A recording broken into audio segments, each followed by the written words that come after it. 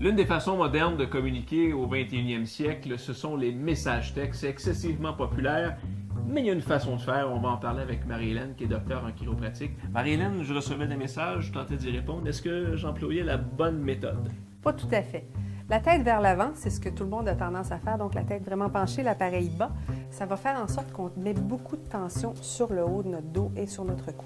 Ce qu'on voit beaucoup, c'est, tu peux faire la position normale, oui. Donc, c'est la tête qui est plus penchée vers l'avant. La tête, ça pèse environ, on fait une moyenne 5 kg.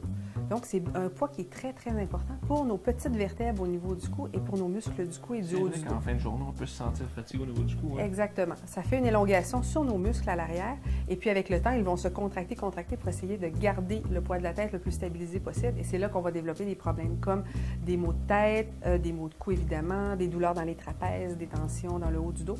Donc, il faut faire attention à ça. Alors, dans un monde idéal, si je veux envoyer un message texte et si je veux répondre à ces messages-là, de quelle façon je devrais m'y prendre? La façon idéale, on fait juste soulever notre appareil un petit peu plus haut. De cette façon-là? À la hauteur des yeux.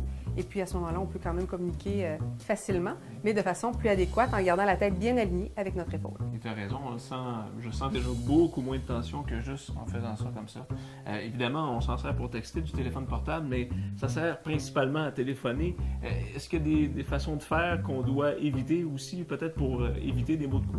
On essaie toujours de garder la tête dans l'axe du corps. On évite de pencher la tête ou même de coincer notre appareil parce qu'on fait d'autres choses.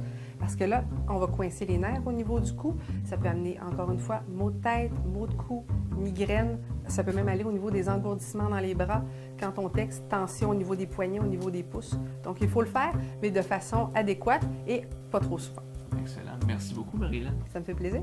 Alors, faites comme moi, consultez votre chiropraticien. Ça fait tellement du bien. Et pour tous les détails, consultez le chiropratique.com.